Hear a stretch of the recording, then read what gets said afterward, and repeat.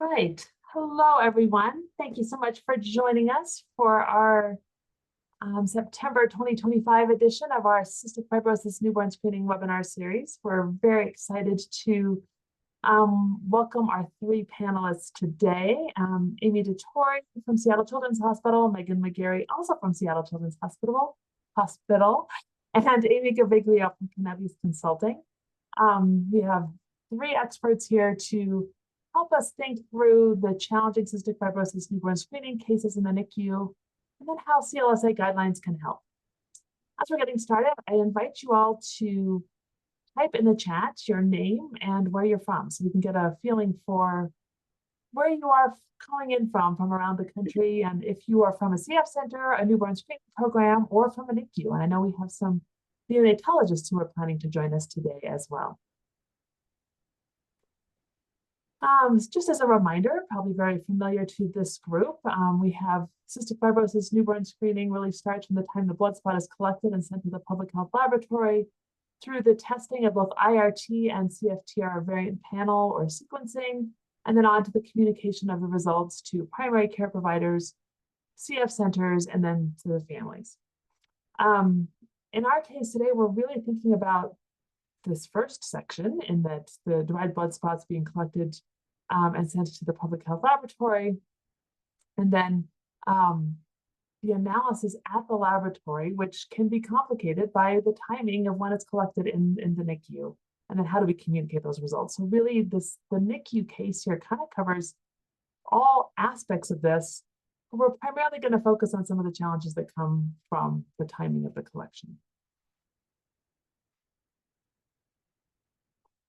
I'd like to remind everybody of our cystic fibrosis newborn screening guidelines, recently published earlier this year. Several of our authors are actually on the call today, so welcome to all of you who helped to co-author these guidelines. If you haven't seen the guidelines, I'd like to just highlight the kind of complicated aspects of this, the model of the guidelines themselves, ranging from recommendations for how we collect IRT and analyze IRT, how we do our CFTR variant panels with a recommendation towards a larger variant panel that includes all variants in CFTR2, and performing variant panels at least twice a week, and then introducing a sequencing tier as appropriate. And then finally, the reporting and notifying both the PCP and CF specialists at the same time an abnormal result is found, and utilizing a very high IRT depending upon the sensitivity of your overall program. So again, we did not address the NICU challenges in these guidelines specifically. It was outside the scope of our guidelines. But want to refer you back to these as we're thinking about how do we best approach the NICU challenge with CF newborn screening.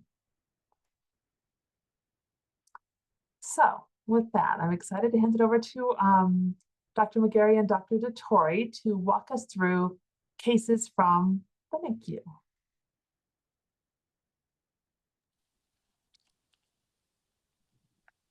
So it's very nice to see everybody here. We're so excited. So Dr. Dettori and I have the pleasure of working together on many of these cases. And, you know, with thinking about the guideline, you know, newborns in the NICU have elevated IRT for many issues other than CF, right? These prolonged labor, traumatic births, just being premature on its own, and then babies with respiratory distress.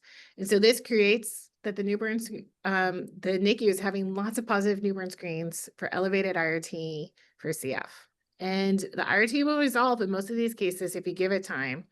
But these are problematic for the NICU, problematic for newborn screen follow-up programs, problematic for pulmonologists when we get involved, because you may have lots of newborn screening tests. You may be trying to do a sweat test in the NICU. You may start throwing in genetic testing in there, and it just gets really complicated, and resolution can take a really long time for these cases. And so then you're left with families just can get really stressed out about this. They're already dealing with a sick baby and then you're throwing this on top. So, and then sometimes you're identifying carriers as well. And so things are just really complicated. So we're hoping to help things out and hear how people deal with all of this baby drama. So I'm gonna hand it over to Amy for the case. Okay, so the way that this is going to work is we're going to give you a little bit of information about the case, and then we're going to have a poll to ask you what you feel like the most appropriate next step would be. And then we'll kind of finish the case with what ended up happening. And then if we have time, we have three cases. And so if we have time, we can have some discussion, but let's get through maybe the cases first, and then we'll see where we're at on time and if we can have some discussion about it before we get into the guidelines. So this first case is a baby that's born at 30 weeks gestation, is admitted into the NICU, is overall doing okay, fairly asymptomatic, maybe needed a little bit of respiratory support, going to be mainly working on feeding and growing for the most part. Has their first newborn screen done at day life 1. The IRT is elevated at 105, and on a limited 41 variant panel, one variant is identified. On day of life 7, they end up having a sweat test, and it's QNS.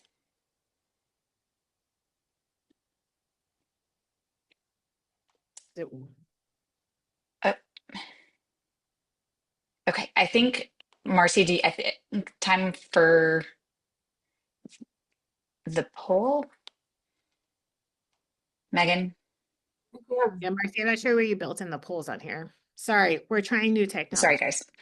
guys. Oh, did you want this? There was still some more bullets on this slide. Do you want the day of life IRT at 80 as well? I think, I'm sorry, everybody. Give us 1 second. I think we were hoping to do the poll maybe between day of life 7 and 10. Oh, okay. I'm so sorry. That's So okay. you have none of that additional information. So And honestly, now at day of life 7, what is it that you do? What would you recommend for the next step? And some of you are clinicians in this call and say, oh, I would actually do this. And some of you are like me, the epidemiologists or your laboratorians who may not have direct clinical responsibilities, but we'd like to know what you would recommend. What do you think the next step would be?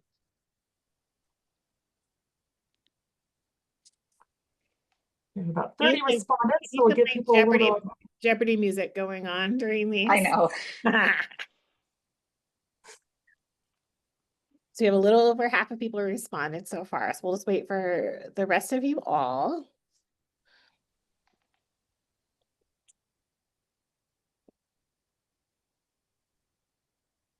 And a little bit of a spoiler alert, you are all very split on what you might want to do next. Okay, it looks like they've stopped trickling. So I'm going to end the poll. 3, 2, 1. All right. So can you see the results, everybody, now? Yeah, so really split, right? So 15% said keep repeating the newborn screen IRT, get a newborn screen, get more IRTs. 8% just monitor, no more testing. A third said let's do more spit tests, and then 40% said send genetic testing, and no one said start treatment. So at least there's like resolution on that regard. Okay, Amy's gonna keep going more. Okay, so what ended up happening is the second newborns in Washington State, we do a second newborn screen. So that happened at day of life 10, and the IRT was still elevated at 80. And the NICU elected to do another newborn screen at day of life 30. The IRT at this time was 50. Pancreatic fecal elastase was sent and it came back normal.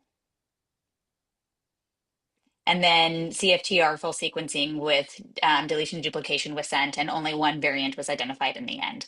So that was resolution for that case. So classified as a carrier, yep. Okay, I'm gonna hand it over to Megan for the second case. All right, case number 2. So this is a baby, 38 weeks, born in an outside hospital, actually like out of state. The history is that parents did not have any prenatal testing and little prenatal care, and that the family's background is Native American.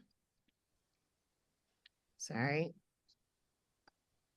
There we go. Sorry, delay. So baby had respiratory failure after birth, was intubated at the other hospital, transferred on the ventilator, and was found to have a single ventricle physiology. So for those of you who are not, don't do cardiac disease, this is real bad. So got flown in and immediately went to the cardiac cath lab for emergency procedure to make a new hole so that the blood could start flowing as it was supposed to. And then after all of that wonderful drama, got an IRT sent the next day, and it was elevated at 64, and it reflexed to a small panel of variants, and 0 variants were identified. So day of life 4 got more cardiac surgery. So this is a massive cardiac procedure. Too much. Okay. Sorry, you said let's do polling. Sorry, we did not work out the timing of the polling and everything. So what would you recommend? So after this, so you have this baby with all this drama. Now they're sitting with their open chest in the cardiac ICU. What would you like to do for this baby?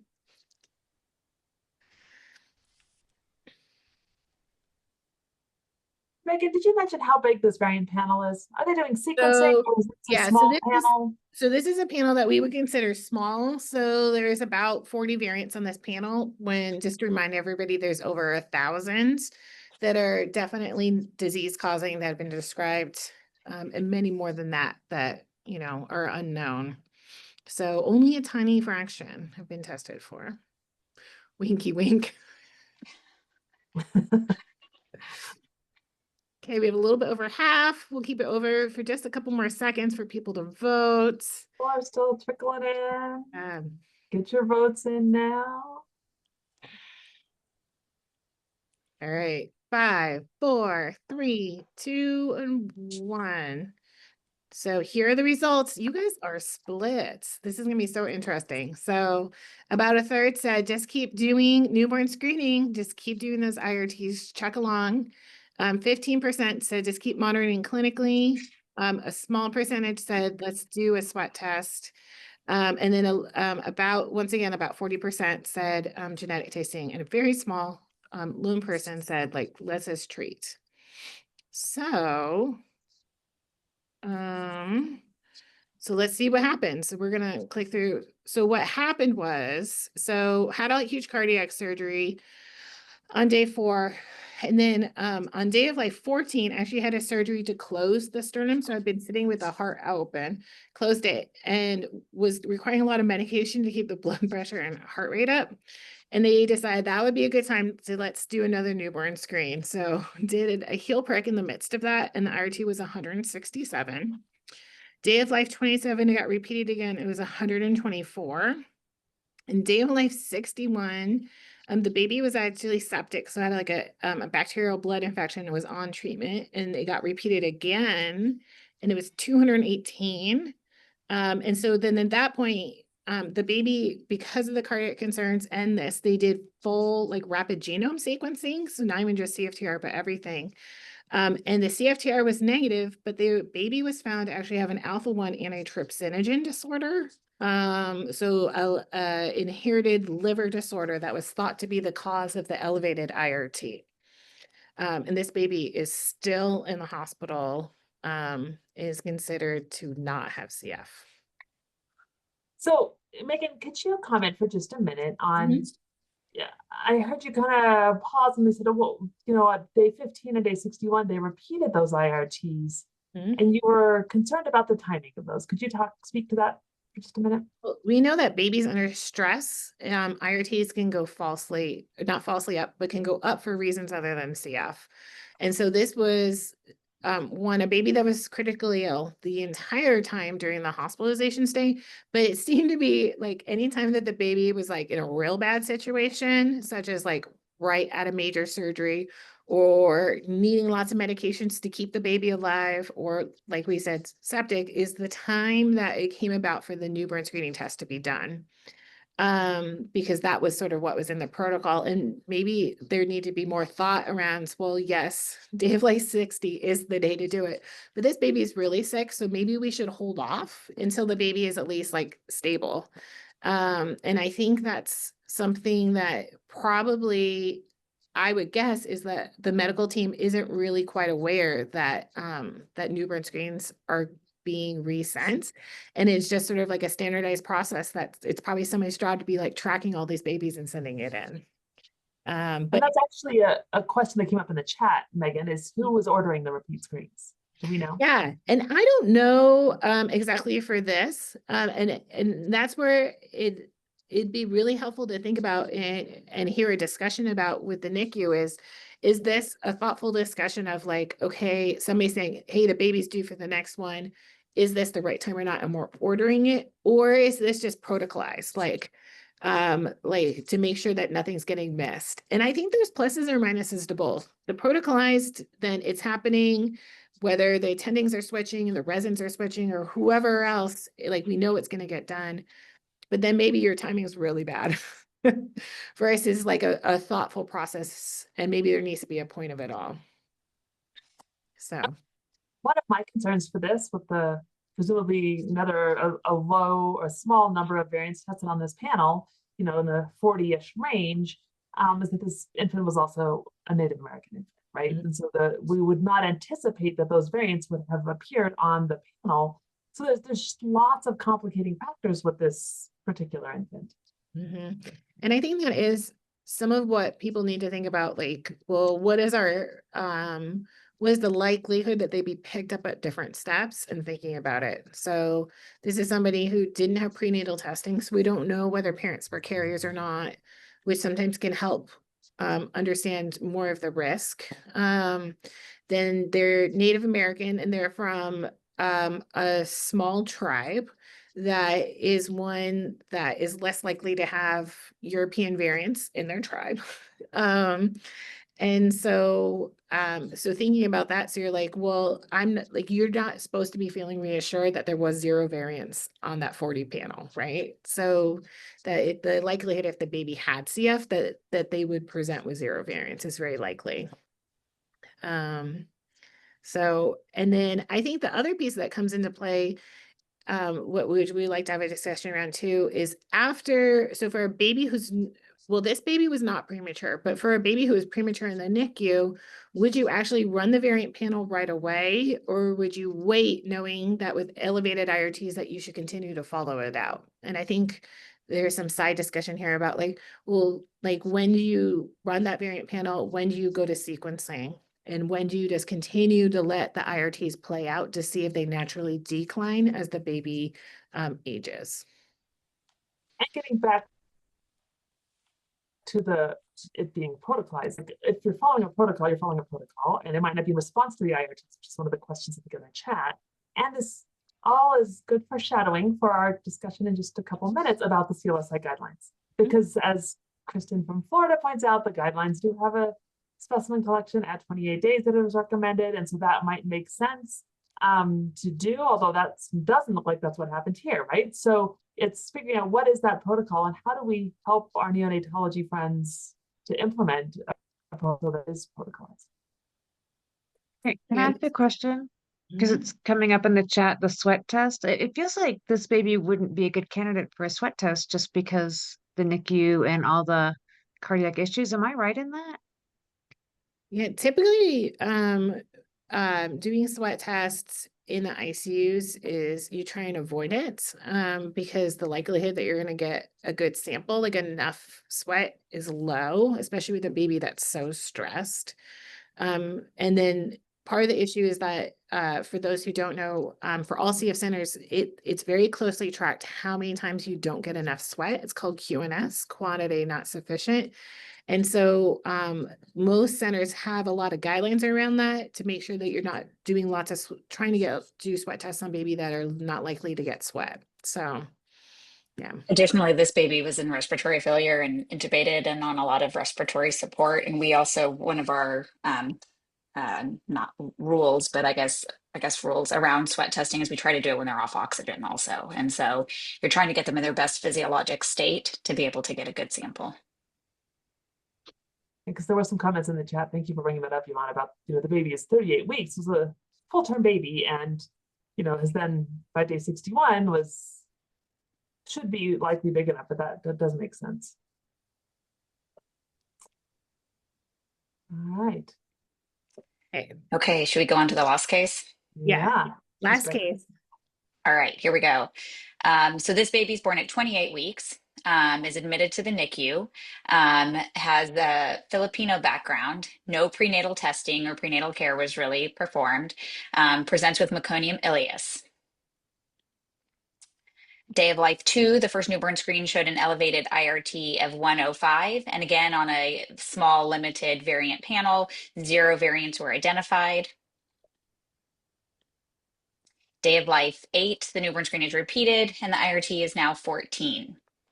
All right, can we start our poll? Yes. So what would you recommend as the next step in this case? This We one's a have little bit repeat different than our sweat first test in two. there. I'm sorry, it really should be just do a sweat test, not repeat the sweat test.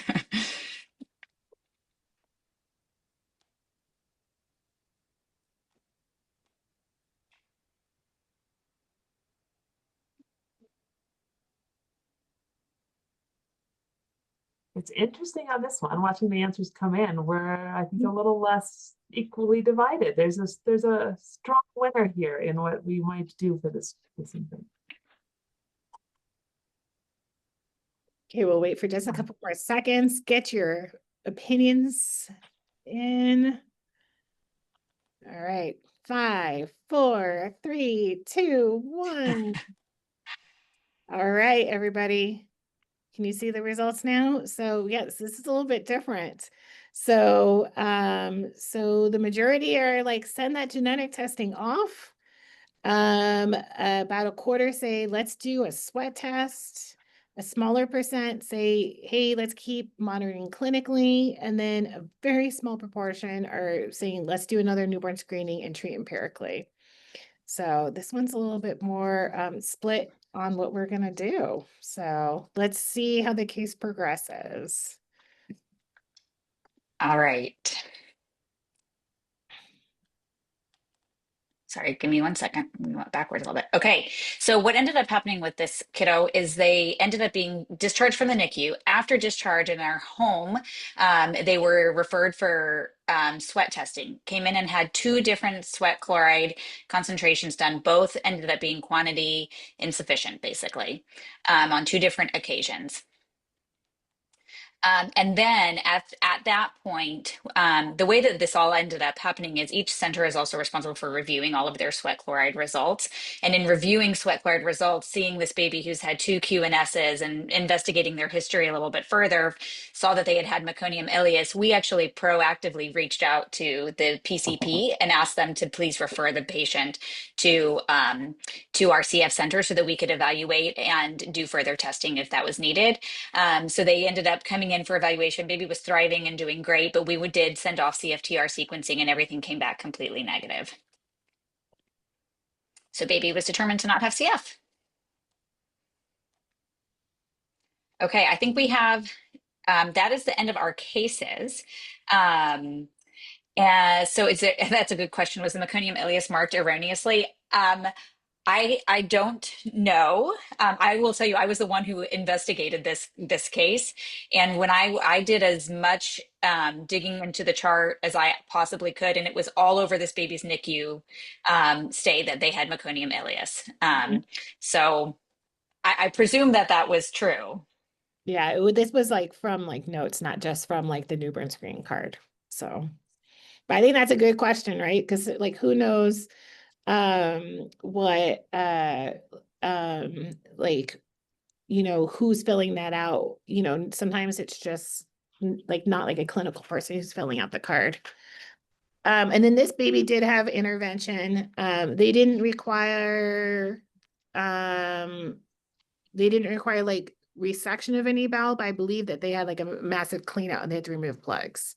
Yeah. So if I recollect from the many cases we reviewed, trying to pick out ones for this one, I think that was what that baby needed. Yeah, So that's correct. he didn't have any anasmosis or anything like that. So.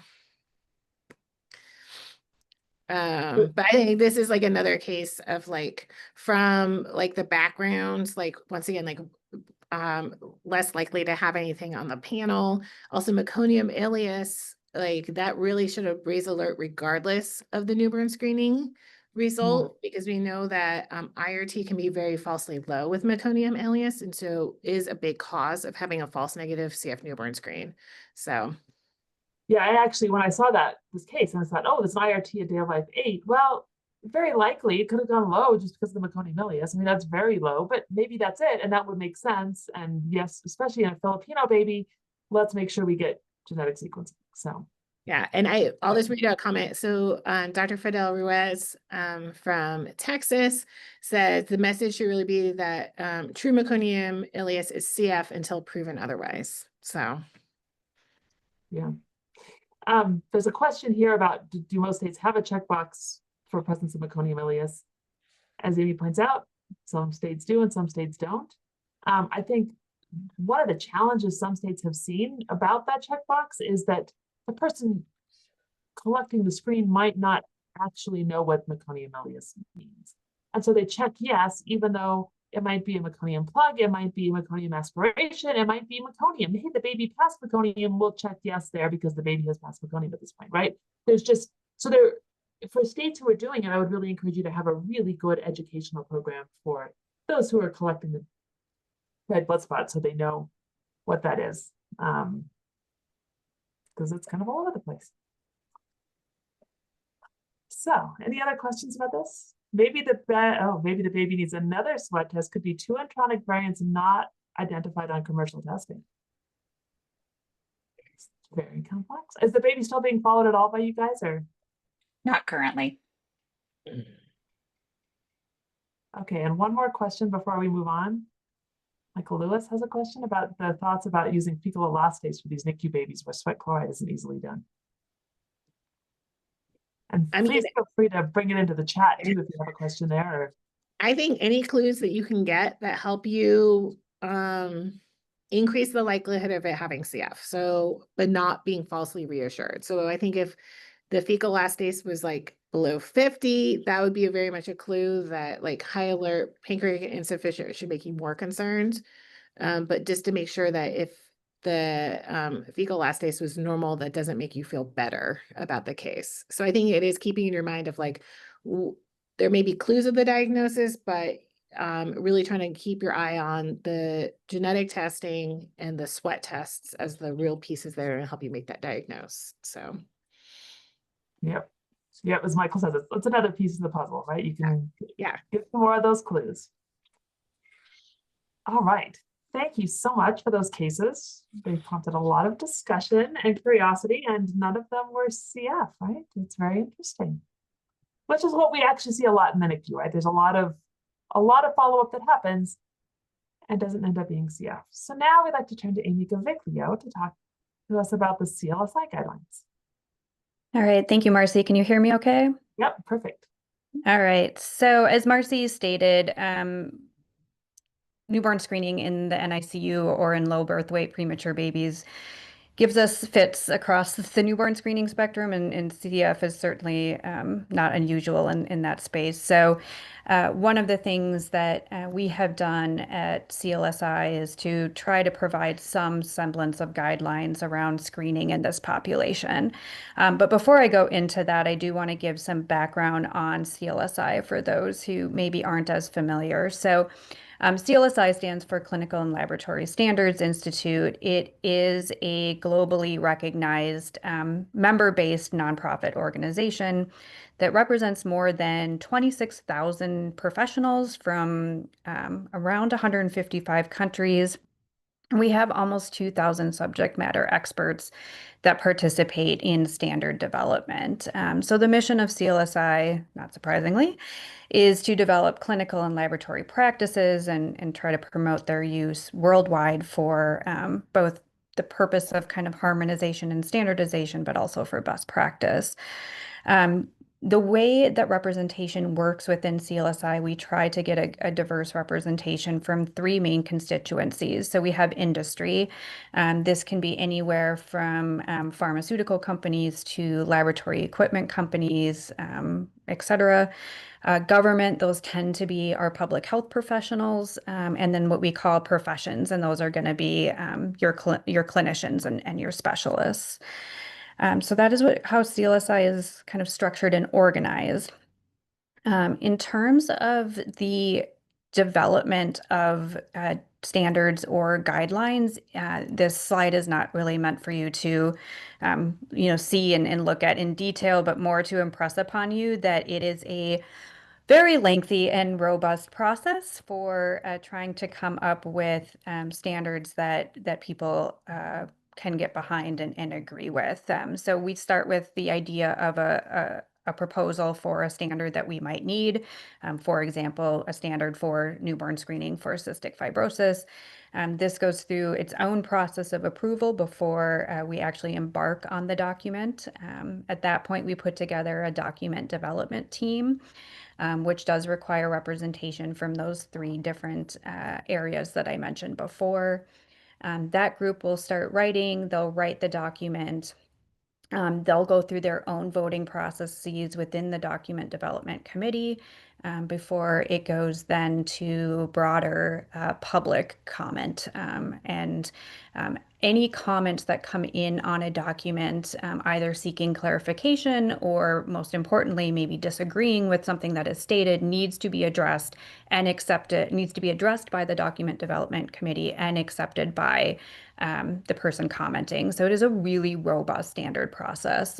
But because of that, we feel very good about the documents that we do end up putting out. So CLSI covers much more than newborn screening, but for the purpose of this talk, I'll focus on our newborn screening products. So as you can see, we've got currently 12 products actually available. The first three are very general kind of programmatic products around the specimen collection, around follow-up and education, and most importantly for us today, around screening preterm low birth weight and sick newborns. The others are either focused on certain technologies utilized within newborn screening or are very disease specific. Again, you can see NBS05, which is geared towards newborn screening for cystic fibrosis.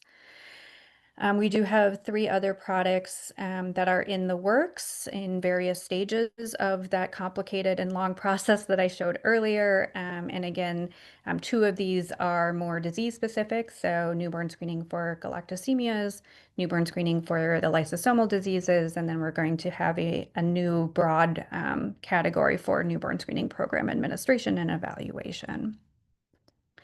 But again, for the purpose of today, I want to focus on what we call CLSI NBS03, which is newborn screening for preterm low birth weight and sick newborns. I do want to highlight, this is actually kind of a perfect time to be having this conversation because the guideline was last published in 2019. And per our CLSI guidance and processes, we do a standard 5-year revision. And so this is actually in process right now, and I encourage any of you who've read through this and want things to be readdressed, or maybe you have some new findings that you want to make sure that are incorporated in this, to let me know because we will be starting this revision shortly. So before I kind of talk a little bit more about the meat of the guideline and its how it pertains to CF, I do want to kind of level set us with just the terminology that we are using for the purpose of this document. So when we're talking about preterm, much like many individuals, we're talking about infants born before 37 completed weeks or 259 days gestation. Low birth weight is defined as a birth weight of less than 2,500 grams. And then when we say a neonatal intensive care unit, or these are global documents, so we also use the term special care baby unit, which we see used more globally. What we're talking about are any facilities providing care above the level provided for newborns who are either rooming with their mother or are in so-called well baby nurseries. So with that, let's talk a little bit about why this population needs its own document and needs its own guidance. There are a lot of goals that we have in screening in this population, which are complicated by the fact that these infants are premature, low birth weight, or sick. So what we're trying to achieve by using kind of different screening protocols in this population is really fourfold. So we want to make sure that we're getting a complete newborn screen, including appropriate follow-up for these infants. We are trying to minimize the risk of missed or delayed diagnoses, which again is very similar in other in global newborn screening, but requires some different thought processes in this population. We are really trying to minimize the number of false positive results, which again can be really difficult in this population. So this leads to some of our recommendations. And probably most importantly and most difficult is trying to optimize the timing of when to collect specimens for this population and trying to minimize the number of dried blood spot specimen collections. So we saw it in the chat, like people were saying, like, why did this baby have 6, 7, newborn screens? We're really trying to not have that happen by trying to suggest the best timing for screening in this population. Which leads to this idea of using a serial screening protocol in the low birth weight, premature and sick newborn population. And the reasoning behind this is that even when we look at trying to adjust our cutoffs to account for lower gestational age or lower birth weight, many, if not most, of these newborns end up having some out of range result on newborn panels that need to be resolved. And many of these newborns need additional specimen collection and a repeat screening to resolve that, even though the vast majority are actually unaffected by the actual targeted screen disease, which we just saw in those cases. And so all that comes together to say it's pretty unrealistic to expect that a single specimen, no matter when it is collected, to be adequate for this population in terms of trying to ensure early diagnosis and treatment for those who are affected and reduce false positive results in the unaffected population. So because CLSI is a global organization and we're trying to meet the needs of global newborn screening programs, it is hard for us to come up with a single kind of recommended timing for how the serial screening protocol will look for you. And so the way that this document is structured is to talk about first specimen collection, second specimen collection, and third specimen collection, and give some options for when that may happen, along with advantages and disadvantages. And those will need to be taken into account by each program or jurisdiction, depending on their capacity and their resources available to them, what their typical kind of special care baby unit NICU processes look like, as well as what their screening panel is. So in the interest of time, I'm not going to go through all of these, but just to indicate that there are advantages to disadvantages in terms of timing. So there are some programs who do an admission specimen. So right as soon as this baby is admitted to the NICU, they're drawing a specimen. The idea behind that is to try to get rid of some of the false positive results that can come from transfusion or inconclusive results that can come from transfusion or TPN administration. Others just do it at the recommended similar time, that 24 to 48 hours in the US. And again, some of the advantages for that is that it's just a standard timing that people are used to. But you do have to make sure that pre-transfusion specimen is collected in these cases if the baby is transfused prior to that time, and that will be important for CF. So second specimen collection, same scenario. There are a couple of options for when you may want to do this, and pros and cons to each of those as well. We see quite a few programs doing this second screen at 14 days of age in the US at least. And then a third specimen collection, again, usually recommended on or after 28 days of life. And this can be blanket or for defined gestational age and or birth weight. So let me go into screening for cystic fibrosis in this population. basically, I'm just rehashing exactly what a lot of what we just talked about in the cases. We know that IRT is an incredibly difficult biomarker, period, but very much so in this population due to a number of things. One, we see increased IRT concentrations as a result of a lot of other issues, and I'll talk through this a little bit in the next slide. We know there is potential for transiently increased IRT in the first 12 hours after birth. So again, if you're doing that, admission specimen, you may be seeing a kind of a transient spike of IRT. And depending on how the sample is collected, it's not uncommon in the NICU for samples not to be done via kind of a direct application from the heel stick. Things like contamination using EDTA tubes can cause low IRT concentrations, so that's going to throw our testing off. If you're using a heparin tube, that's going to likely reduce our ability to do DNA amplification. So if we're doing either variant panels or sequencing, that's going to be a problem. And then transfusion. Pre-transfusion specimens are really important for CF because many of us don't feel that the IRT is and DNA testing is very great after a transfusion. And so if you don't have a pre-transfusion specimen, we typically post-transfusion recommend you wait 120 days before you collect another specimen to let the red blood cell cycle of life kind of go through. But because IRT slowly becomes uninformative, especially by that 120-day mark, if you haven't gotten a pre-transfusion specimen, you get a post 120-day specimen, you probably aren't going to be able to really run your IRT, and you'll have to consider going to right to DNA on that test, and that can be difficult and challenging.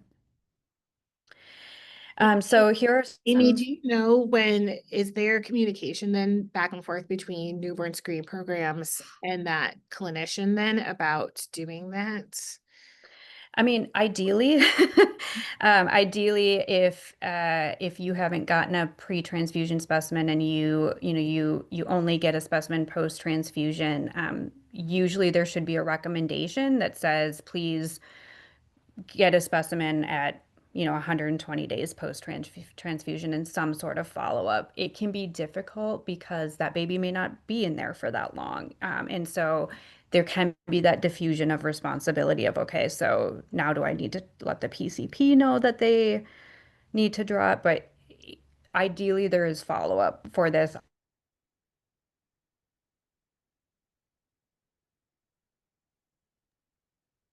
mean, your Oh, sound went away. Your sound went away. Here, you hear Uh-oh. me? Trying to read your lips and it's just not working. You seem very passionate about what you're saying. Yes. Can you hear me now? Yes. Yeah. Yes, Okay. yes. What point did you lose me? just that last little bit. Okay.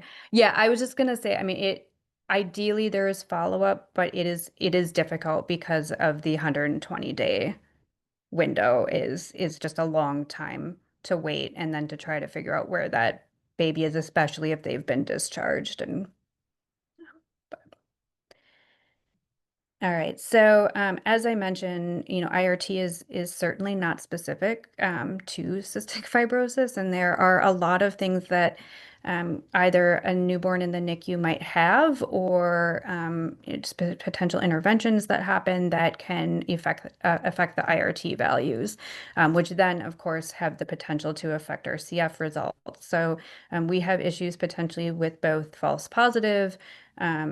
As is the case for a lot of things, or false negative with the potential with meconium ileus. So again, there's just a number of things that can happen in the NICU that can cause issues with our accurate reading of our IRT value. And so all of this, and this will be my last slide, which I think gets to Megan's question really beautifully, is that this is complicated. There are a lot of nuances. There are a lot of things that can go wrong. You will be likely getting multiple specimens, and putting together that complete picture can be difficult. And so there is such a need for ongoing and robust communication between the newborn screening program and those clinicians and specialists that are seeing these children, and it needs to be two-way. Obviously, the neonatologists and specialists might be the ones ordering the specimen or ordering follow-up, but they're also the ones who can alert us to, hey, there's these other things going on that may affect your results. And so you may want to do DNA even if your IRT is normal because this is going on. And of course, making sure that any of that follow-up that is done is reported back to the newborn screening program, and then vice versa. And we talked about this as well, that that education and working relationship on the types of things that are important for us to know in newborn screening really needs to be communicated, and even defining, like we talked about defining what meconium ileus is. I totally agree. I think the reason why some programs have taken it off is because the integrity of the data has been not great. And so that gets back to really teaching and training on what we're looking for and why we're looking for it. So that was a whirlwind tour of the CLSI guidelines. Again, we are in revision of these, so I'm very happy to hear cases or scenarios that you think need to be better addressed. Now is the time, because it's now or 5 years from now, but let me know for sure. I have a And I think question, that's it. Amy, for you or Yeah. for really anyone, and maybe more broadly for all of the participants, you can put in the chat. It seems like some of our challenges with CF in the NICU is that the IRT is initially elevated, perhaps because of all of the other reasons that we've discussed, and then we do DNA reflexively on that first specimen. And I'm wondering if there are programs who have set up a system to say, oh, I know this baby's in the NICU or is premature or, in one of those higher risk categories. And we're not going to do DNA on the first one and wait till the 14-day or 28-day specimen comes in and then do it. Because then that would eliminate maybe the identification of some of the carriers, and we could say, oh, we didn't need to know until that last one, and it's resolved likely because of a trisomy or prenatal, or prematurity or whatever that is. So I don't know, Amy, if you know anybody who's doing that, or if anyone out there is doing it and that's working well, we'd love to hear from you.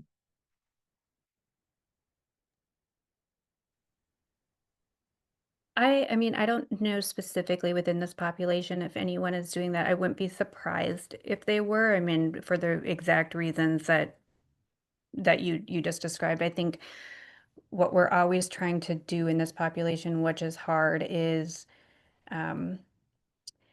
not overdo it, because we know that there is a likelihood, but not take it so far that for those who truly do have one of our conditions, we're not unnecessarily delaying their diagnosis and treatment. And I think that's just the inherently tough balance that we're always trying to find in this population.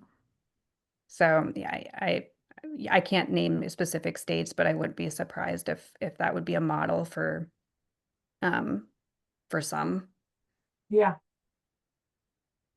Yeah, in the case of CF, it's not like one of our time critical disorders that perhaps waiting to 14 days, seeing if the IRT has normalized, and then taking action then on that reflex testing. So I'm not seeing anybody type in the chat or come off of mute to say, yes, this is what our state does. And it wouldn't be an easy thing. I know some states have very clearly marked this baby's in the NICU and on their cards, others don't. There's special NICU card. Like, as Amy says, as you said, Amy, it's every state is a little different, but how we all do things is slightly different. So.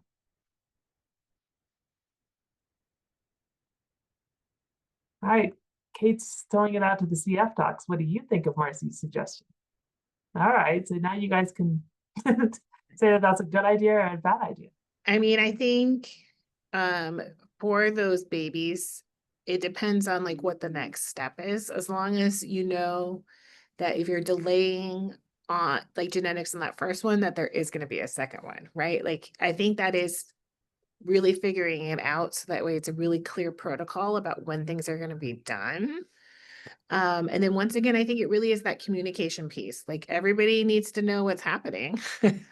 And if you're going to change something for a certain group of babies because you think it's going to improve things, that everybody is really clear. And so I think it would take some thought process to ensuring that all those steps would be correct. But that is a nice way to reduce unnecessary testing, right? Waiting for like maybe there's the second IRT, or waiting for, you know, a certain time period to let it see if it plays out. So, and that might be a nice, really QI project, is to pull out, okay, well, let's look at our NICU cases from the last year, babies who are marked NICU, like what % of those babies are actually having an IRT that's high? What % of those were like, ended up resolving to be CF or not CF?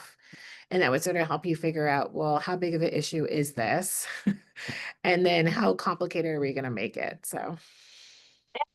How do their IRTs resolve? Mhm. Right? Because if you said, oh, look, on day 14, half of them resolved, then you'd say, well, we would eliminate doing the DNA testing on half of them, but let's make sure we do that day 14, but let's just make that the routine that we're going to do DNA at that point. Because you're right, Megan, it makes me nervous to think of a baby then being discharged and going home and never getting that resolution of their CF newborn screening. But yeah, you could, and I haven't seen any papers on this, is really describing what happens with NICU babies with all these IRTs. And it'd be a really nice, paper for anybody who wanted to, where you could really follow out, like, are they resolving? When are they resolving? Are babies getting sent home with unresolved cases, or are they mainly being resolved while they're still in the NICU? And playing around that. Because I think that would help you really figure out, because if these babies are going home and then the PCP is also then having to like figure out where are we at in the process and really trying to resolve these cases, it gets really complicated. So, but yeah, if anybody wants to combine NICU data, that'd be really nice. We did not, for the guideline, we didn't look at NICU issues, but there was very little out there about this. So, right. That was part of it. Like, we just knew that the literature would be limited for what we could actually review for the newborn screening guidelines. Yeah, I mean, I would say that from a CLSI perspective, the more published information we have, the easier it is for us to make guidelines. I mean, is part of the reason why we have had to kind of give options, because the literature just isn't that robust, unfortunately. And so in some of what we're having to think about are potentially hypothetical interferences, or, you know, and so, yeah, I would love to see more data published on screening in this population from that perspective. yeah, if anybody's from a rather large state like New York, Florida, Texas, or California, and they knew, if you would put in the chat, do you know if you mark off if babies are in the NICU or not, right? Because I think one of those states where you have lots and lots of data would be the best to really like publish one. So, oh, Georgia does. I would love to see Georgia's a big state. data.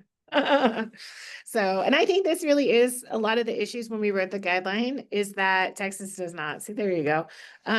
Is that there's just a lack of really robust data that's been published out there. And there are a couple states that have published a lot more, but really getting like the full breadth of how newborn screening is working for CF in different states would be lovely. So, because it's hard to make recommendations or changes for things unless we can see how it would be playing out. So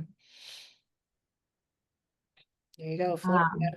California, look at that. You can do a little project. Florida and California. And we'll also what I heard, Megan, is you wanted to lead this project. And I'm all in. That sounds great. We'll also say, don't forget the CF Foundation offers screening improvement program grants. And these are nice grants where you pay for some statistician time, some help in like cleaning up your data, a little bit of time for you. And this might be a really nice project to say like, hey, we want to address NICU CF newborn screen issues. So, yeah. Yeah. Excellent. Yeah. Brazil does not. All right. And we're so glad to have you. Welcome from Brazil. It's great to have you joining us. Yeah, so we will follow up on this. This is, I think it's a really important issue. And since Amy's currently leading the effort to revise the NICU guidelines, that probably won't get published before then, but we could have this published by the next time in 5 years when it's revised again, but we will have some additional information. So, all right. Well, I wanted to just bring your attention to other resources for those of you who are not typically on our calls. And please keep typing in the chat and we'll make sure that the information gets out to everyone following this. That this webinar series, you can go to our website to find information about the recording for this webinar and also past webinars. So please go there. This is the 7th in the series this year, and they've all just been incredible, ranging from IRT and DNA to family experience and communicating with providers. So please listen to those, listen to the recordings, and reach out to us if you have any questions. I also want to make you available of genetic resource centers that are being supported in part by the Cystic Fibrosis Foundation at both the Wisconsin and New York newborn screening programs to perform genetic sequencing, either in a panel form, as sequencing following your panel, and analysis or reanalysis without the panel restriction. You can have technical assistance for states who are interested in implementing next-gen sequencing in-house and just need some help, or also technical assistance if you would like to understand if you're doing the Illumina 139 and you would like to unblind some of those additional variants.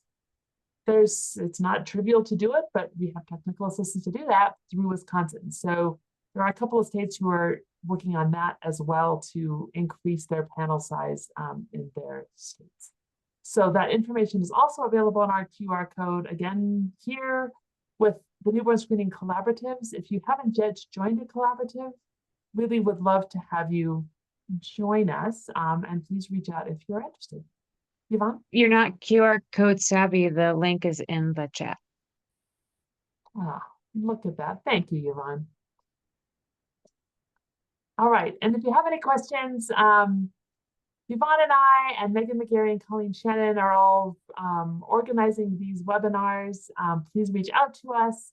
And I just would really like to have a huge thank you to Amy, Meghan, and Amy for presenting today. This was such a great conversation. I always feel smarter when I hear from the three of you. And so thank you all for joining us on a Friday afternoon, and we hope you all have a great weekend. Thanks so much, everyone. Thank you, everybody.